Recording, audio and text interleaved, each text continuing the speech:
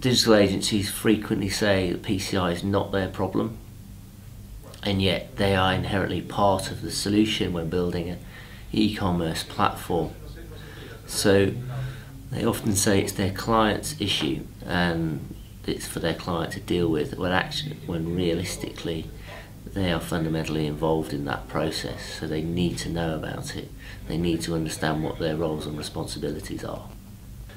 I think personally there aren't many steps that a digital agency needs to take.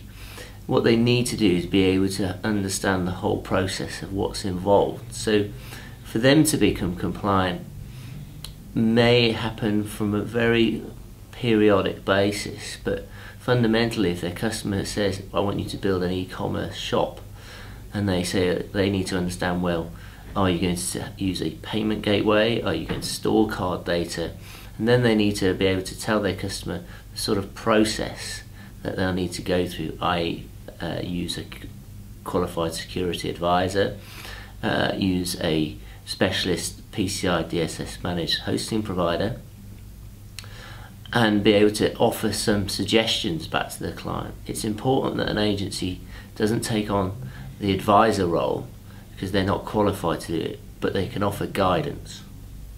Well, the agencies we've spoken to and the agencies are attending all recognise that they can offer an element of expertise and specialism above and beyond the straightforward creation and coding of an e-commerce shop.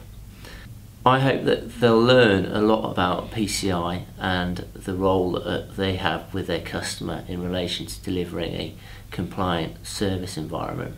I also hope they understand that security is paramount online, and that actually using PCI as a security framework is a good way to achieve best practice in protecting their customers' websites. They also recognise that their knowledge isn't as in-depth as perhaps it needs to be. So I'm encouraged by the people who are showing up today, and hopefully they'll be able to go out and speak to the rest of their peers about why they should be involved in it.